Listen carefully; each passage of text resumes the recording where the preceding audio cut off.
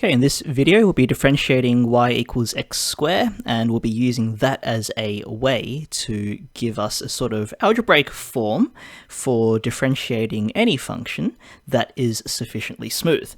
Now, remember, differentiating means to find a formula that calculates the gradient of this curve any way you want. Okay, so we'll pick a point here to start with, and when we're looking for its gradient, it's really the gradient of this tangent line here, the steepness of the curve right at that instant that we're aiming for. So say this point corresponds to some x value down here, which we'll leave a variable for now. The y value would be x squared because that's how the curve is defined. The way we work out the gradient is by pushing this point further along. This would, of course, have a different x value down here. Now we need a name for the horizontal distance we've pushed this point across, and in our course the convention is to use the letter h. Okay, and so that means the x value of the second point must be x plus h. The y value then must be this number x plus h, but squared, so in brackets then. So we're after a gradient, which is still a fraction comparing rise over run. So back on our picture, it's these two red distances we're interested in. Just a reminder though, this gradient won't really be correct yet, since it'd be finding the gradient of this red line here, which is a bit steeper than the one we're after. But that's something we're going to deal with towards the end, if you remember. So the run is easy, it's just that horizontal distance h that we pushed the point across.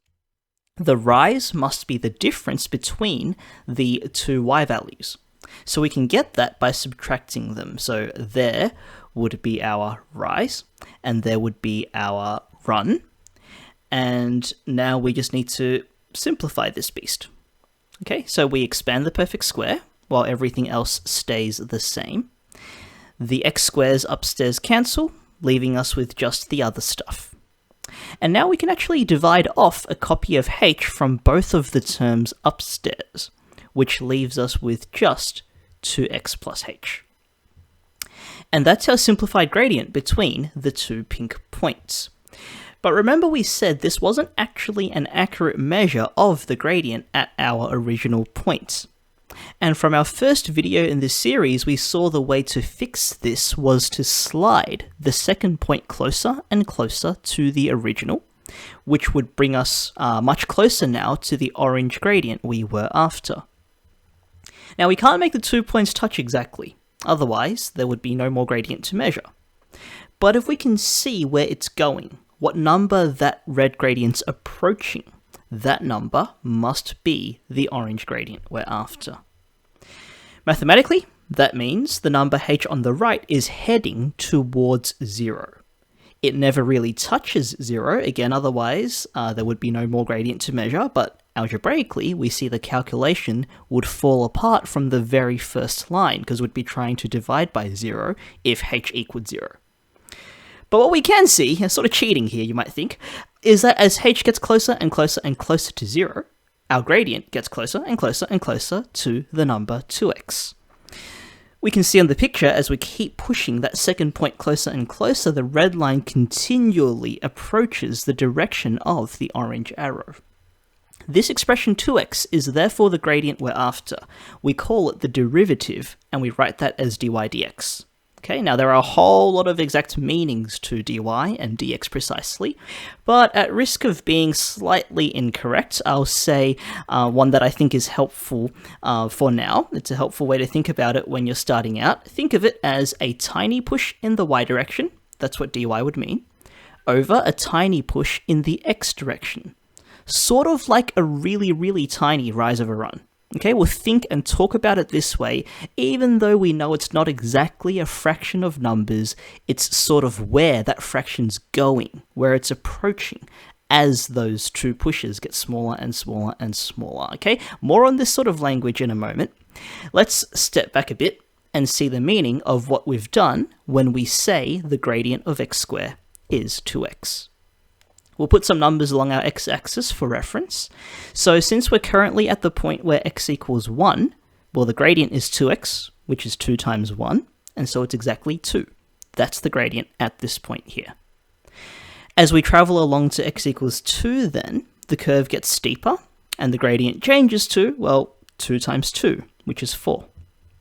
And then as we move to x equals 3, it gets even steeper, and we get a gradient of 6, and so on. So this dy dx guy, what we call the derivative of x squared, is now an expression, a sort of formula, that spits out the gradient at any x value we give it.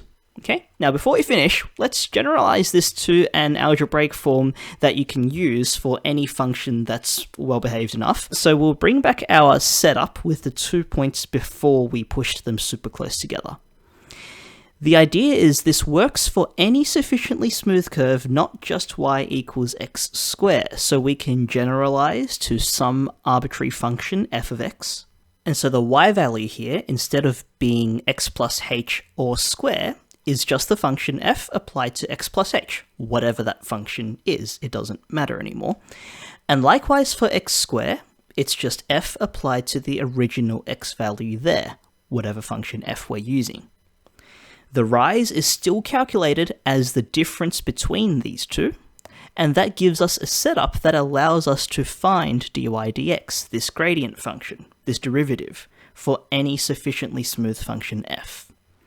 We do the same replacements in that first algebraic step, and the last thing we do is send that h, that horizontal distance we pushed the point along, towards 0.